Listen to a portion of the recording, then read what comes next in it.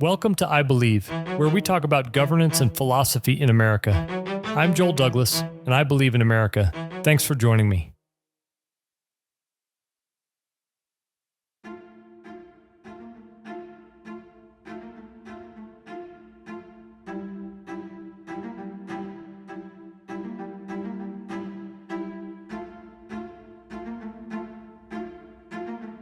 A president offers to buy beef from a country we just bailed out. Argentina. American ranchers call it betrayal. Economists say it won't lower prices. Everyone calls it stupid. But that same country just sold 7 million tons of soybeans to China instead of us. And 3/4 of their beef exports go to China. And we just gave them $20 billion. And their president is our president's ideological ally. Maybe it's not about beef. Maybe it's about China. But the ranchers still get hurt, the consumers still don't see lower prices, and we don't know if Argentina will actually pivot away from China or just take our money and keep selling to Beijing. Maybe we weaken China's food supply, or maybe we just weaken our own ranchers. So, should American cattle ranchers sacrifice for China? Act 1. Nixon and the Beef Freeze, When Politics Meets Markets. March 29, 1973. President Richard Nixon had a problem. Actually, he had several problems. The Senate had just voted 77-0 to investigate Watergate. The cover-up was unraveling. John Dean was about to flip. Dean knew he was going to be the scapegoat in the scandal and chose to cooperate with investigators to save himself. But today, right now, the problem was beef. Beef prices were up 20% in 3 months. Housewives organized boycotts. One woman in Chicago told reporters she was pricing hamburger like filet mignon. Another said her family had switched to beans and rice. 50 million people joined them. The largest consumer protest in American history. The evening news showed empty shopping carts and angry voters. Walter Cronkite was covering it, which meant everyone was seeing it.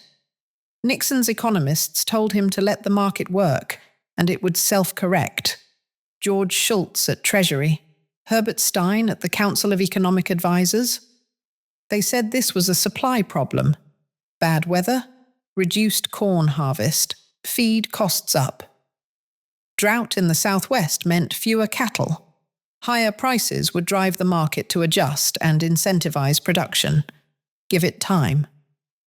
But Nixon wasn't interested in time. He was interested in the evening news. He'd already broken with Republican orthodoxy in 1971. Imposed wage and price controls. First peacetime controls in American history. Froze wages, froze prices. Took the dollar off gold. His Treasury Secretary, John Connally, had sold him on it. 5% inflation doesn't produce great election results. The controls had worked politically. Nixon won 49 states. But by early 1973, the controls were creating problems everywhere. Shortages here, surpluses there. The price system was breaking down. Nixon didn't care. Controls were decisive, presidential. You announce something, and prices stop going up. At least for a while. At least long enough. On March 29th, Nixon made his decision. He would freeze beef prices, no more increases. Prices were locked at current levels, which were already at record highs. The freeze would last indefinitely.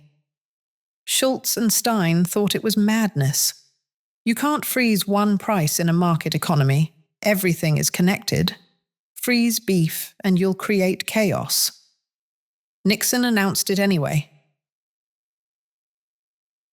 The ranchers respond. The cattlemen understood the economics immediately. If beef prices were frozen, but feed costs kept rising, you lost money every day you fed a steer. The math was simple. The response was simpler. Stop selling cattle. Ranchers stopped shipping their cattle to the market. Farmers drowned their chickens, and consumers emptied the shelves of supermarkets. Within days, cattle auctions reported volume dropping 30%, then 40, then 50. Ranchers held cattle off the market. Some waited. Others started culling herds, selling breeding stock they'd normally keep, getting out entirely. The packers had fewer cattle to process. They ran plants below capacity, sent workers home. The cattle they did get, they couldn't make money on. Frozen prices, rising costs. Then came the shortages. Empty meat cases. By mid-April, grocery stores across the country had no beef. The beef that existed was lower quality, more hamburger, less steak. Ranchers were liquidating herds instead of finishing premium cattle. Some stores limited purchases, £2 per customer. Others had empty display cases. Nixon had promised to solve high beef prices. Instead, he'd created beef shortages. The evening news showed housewives staring at empty meat counters before they could buy beef, even if it was expensive. After the controls, there was no beef to buy at any price. The black market appeared fast. Ranchers who'd held cattle sold directly to restaurants, to butcher shops willing to pay above the frozen price. Cash transactions, off the books. The official market was frozen. The actual market found a way. Restaurants got squeezed the worst. They couldn't raise menu prices because of the controls, but their costs kept rising as they competed for scarce beef. Some switched to chicken. Others reduced portions. A few high-end steakhouses closed. Washington reacts. The American National Cattlemen's Association flooded Washington with members. Their argument was simple. They called Nixon's approach the wreck. The freeze was destroying the industry. Ranchers were losing money every day. If it continued, there would be massive liquidation. Breeding stock slaughtered, herds dispersed, ranchers bankrupt, years to rebuild. The National Farmers Union backed them. Farm state senators backed them, Republican and Democrat alike. Senate Agriculture Committee Chairman Herman Talmadge of Georgia called it the most short-sighted agricultural policy since Smoot-Hawley. The data supported them. Cattle slaughter was up 15% as ranchers liquidated, but beef production was falling. Ranchers were slaughtering younger, lighter animals instead of finishing them. More cattle killed, less beef produced. Nixon's political calculus was failing. The freeze was supposed to show action. Instead, it showed incompetence. Empty meat cases were worse than high prices. The reversal. September 12th, 1973, 5 months after the freeze. Nixon lifted it. He didn't call it a reversal. The announcement said the freeze had served its purpose, that market conditions now warrant flexible pricing. Everyone knew what happened. The policy failed.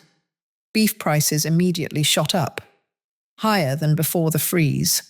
Pent-up demand, disrupted supply chains. Liquidated herds reduced future supply. By year's end, beef prices were 30% higher than when the freeze began. The freeze hadn't stopped inflation. It deferred it and made it worse. The long damage. But the real damage took years to show. Cattle don't turn on and off. A cow has one calf a year. That calf takes time to mature. If you're building your herd, you keep the female calves so they can grow up and have calves of their own. Half your calves don't go to market. When ranchers liquidated in 1973, they sold breeding stock. Fewer calves in 1974. Fewer yearlings in 1975. Fewer finished cattle in 1976. The hole in the pipeline lasted into the late 1970s. Prices stayed volatile. The cattle industry lost trust in government. They didn't have much to lose. When Carter's agriculture secretary tried cattle programs in 1977, ranchers told Washington to stay out. What Nixon was playing for. Nixon froze beef prices for one reason: political theatre. He wanted the evening news to show him taking action on inflation. He wanted housewives to see a president who cared about grocery prices. He wanted voters to stop being angry. There was no strategy beyond that, no long-term economic plan, no foreign policy objective, no national security consideration. Just make the political problem go away before the next election. It didn't work, not even politically. The shortages were worse than the high prices. The reversal looked weak. The long-term damage was real. The lesson. Markets work or they don't. Agriculture markets are mature and connected. You can't freeze one price without creating chaos everywhere else. You can't solve a supply problem by controlling prices. You can't make political time match cattle cycle time. Nixon sacrificed the cattle industry for short-term politics. He ended up with empty meat cases, angry ranchers, and a disrupted market that took years to fix.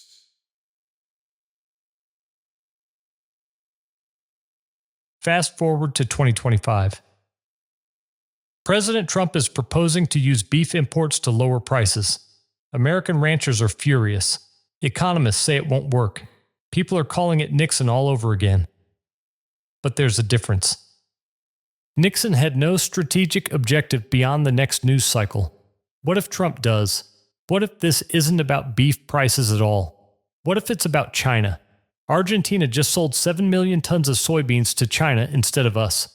China buys 3/4 of Argentine beef. We just gave Argentina $20 billion. Their president is our president's ideological ally. What if the beef import offer is really about pulling Argentina out of China's orbit? What if we're trying to become their agricultural market so they don't need Beijing?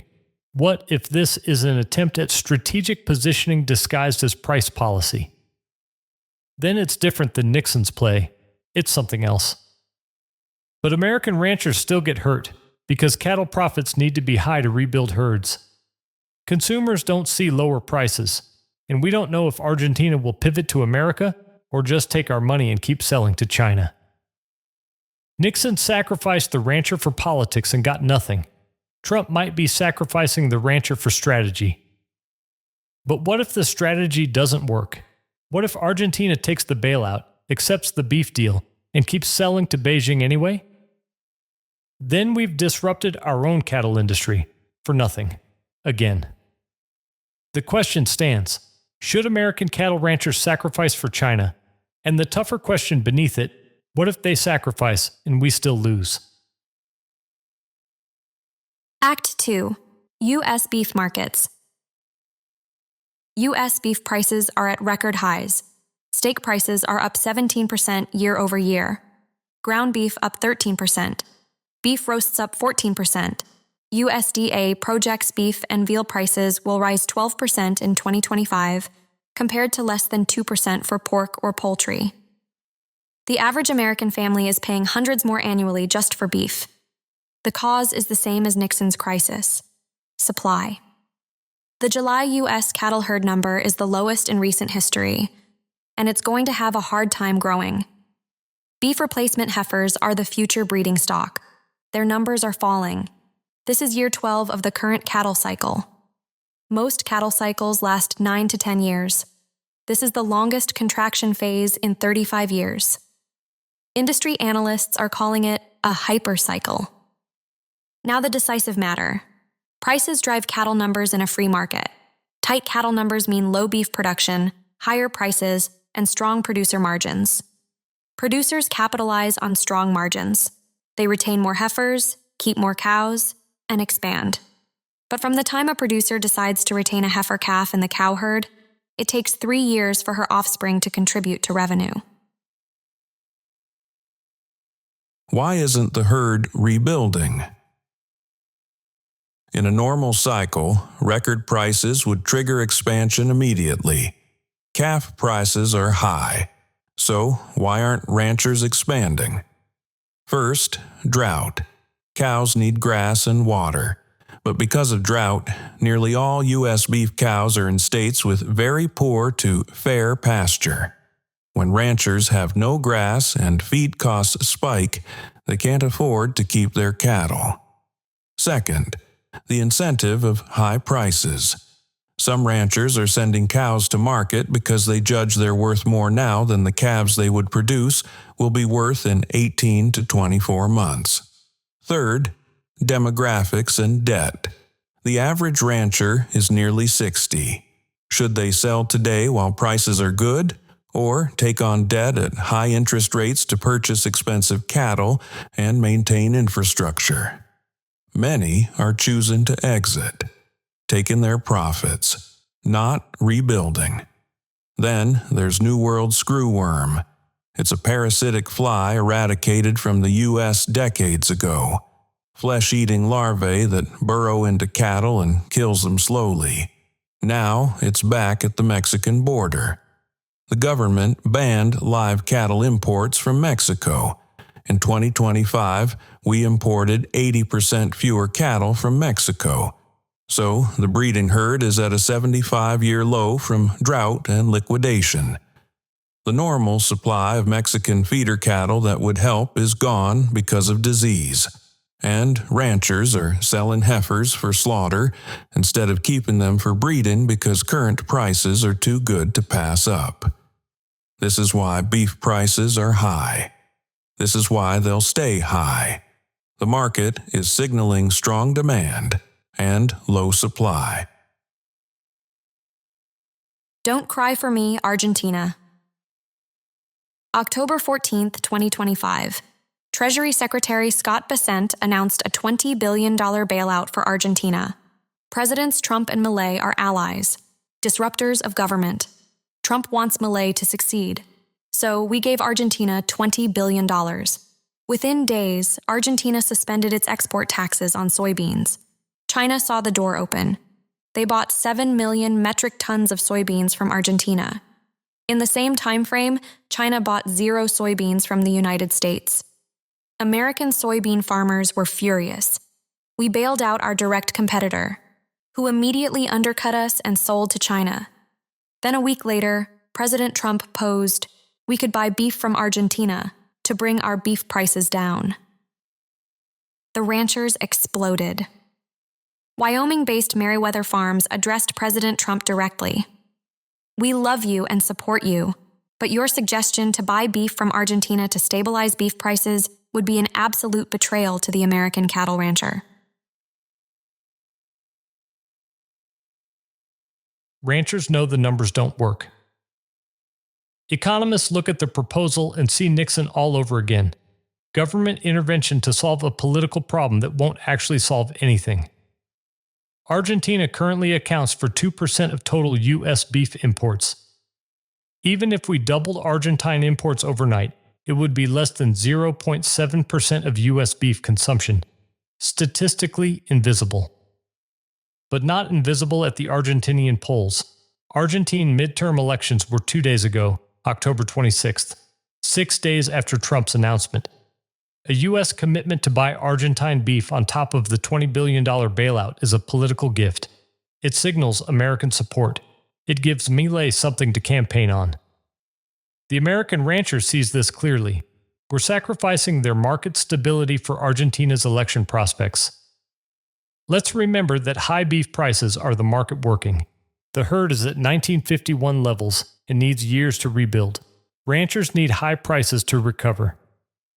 But Trump made a promise: lower prices, win midterms. Maybe this isn't about beef at all. Act 3. The China Question. Wait, what if this isn't about beef at all? Let's look at the pieces again. Argentina just sold 7 million metric tons of soybeans to China. 3/4 of Argentine beef exports go to China. China is Argentina's largest agricultural customer, and we just gave Argentina $20 billion. What are we doing? China needs food. 1.4 billion people, not enough arable land, not enough water. They import massive amounts of protein. Brazil for soybeans, Argentina for beef and soybeans. China's food security depends on South American agriculture.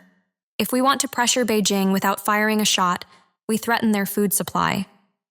What if the beef import offer isn't about lowering American grocery prices? What if it's about making Argentina an offer? Sell to us instead of China. We'll be your market. You don't need Beijing. If Argentina pivots toward the United States agriculturally, China loses access to a critical food source. They'd have to compete for Argentine exports instead of having guaranteed supply. That's leverage. That's strategic positioning. And if other South American countries see Argentina succeed by aligning with Washington instead of Beijing, maybe they reconsider their relationships too. Brazil, Chile, Uruguay. Suddenly, China's food security looks a lot more uncertain. But here's the problem. American ranchers still get hurt. Smallest herd in 75 years. They survived drought. They liquidated herds. They held on through the worst of it. Now prices are finally high enough to rebuild and recover financially. High enough to make cattle ranching viable again. And the government is proposing to flood the market with foreign beef. The signal it sends is devastating. We'll undercut you to maybe achieve foreign policy objectives. The ranchers who survived the drought need high prices, not as profit-taking, as survival, as the financial foundation to rebuild herds over the next 3 to 5 years. If we artificially suppress prices now, even symbolically, we extend the recovery period. We punish the survivors. We signal that their industry is expendable for other priorities. And consumers? They still don't see lower prices. 2% of imports won't move the needle on a £28 billion annual market. The strategic play doesn't help them either.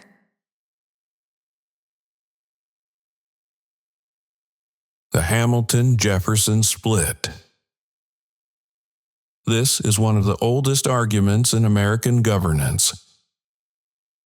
Hamilton would say that national interests transcend business interests. If weakening China's food security serves American strategic goals, we do it. Even if cattlemen get hurt, even if it's unpopular. Statecraft requires hard choices. The Republic's long-term security matters more than one industry's short-term profits. Jefferson would say, "The rancher is the backbone of the Republic. We don't sacrifice them for abstract geopolitical games. They feed the nation. They embody American self-sufficiency. When government chooses foreign allies over domestic producers, it betrays the people it's supposed to serve." And there's still a lot we don't know, might never know. Will Argentina actually pivot? Or will they take American money and keep selling to whoever pays most, which is China? Does weakening China's food security actually give us strategic advantage? Or does it just make them more aggressive in securing alternative sources? More investment in Africa, more pressure on Southeast Asia, more reason to invade Taiwan for its agricultural imports? Agricultural markets are mature, and they are globally connected. Food insecurity drove much of Japan's expansion before World War II in the Pacific. Do we really think China would just accept it? And the hardest question. Let's say it works. Argentina pivots. China's food security weakens. We gain strategic leverage. Was sacrificing American ranchers worth it? Or is it more likely that American ranchers pay the price for nothing? The question remains. Should American cattle ranchers sacrifice for China? Not sacrifice to help China. Sacrifice to hurt China. To weaken China's food security. To pull Argentina out of Beijing's orbit. To strengthen America's strategic position in South America. That's the real strategy, and it's not necessarily wrong strategically speaking. A nation that can't feed itself is vulnerable. If we can create that vulnerability for a competitor, traditional statecraft says we should. Hamilton would make that case. National security transcends one industry's profits. The long game matters more than short-term pain. Yes, the ranchers suffer. That's the cost of statecraft. Nations don't survive by protecting every domestic interest. They survive by accumulating power and leverage. Even if Argentina keeps selling to China, we drive uncertainty. It forces Beijing to diversify, to hedge. A confident China is a bold China. Maybe the smarter play is to create enough uncertainty that Beijing has to think twice about Taiwan and the South China Sea. The ranchers are important but temporary. American power is permanent. We can rebuild the herd in 5 years. We can't rebuild strategic position if we lose it. Jefferson would say Hamilton is asking the wrong question. It's not whether this particular strategy works. It's what we become when we decide it's normal to sacrifice the American people for abstract geopolitical advantage. A republic that asks its productive class to absorb the costs of power has already lost something essential. Not militarily, not economically, constitutionally. The rancher isn't a resource to be expended for statecraft. The rancher is the republic. When government starts treating citizens as expendable for long-term strategy, we stop being a republic and start being an empire, and America owes allegiance to no king. Yes, Argentina will probably keep selling to China anyway. Yes, the strategy is speculative. But even if it worked perfectly, even if Argentina pivoted and China weakened and we gained leverage, the cost would still be wrong. Because we'd have established the principle that your livelihood is acceptable collateral for our vision of power. If we accept that principle, where does it end? The next sacrifice is easier, and the one after that easier still, until the republic has sacrificed so much of itself in pursuit of power that there's nothing left to be powerful for. Our question: should American cattle ranchers sacrifice for China? The real question: does statecraft justify the cost of destroying the American rancher? The answer is, not this time. Probably not ever. May God bless the United States of America.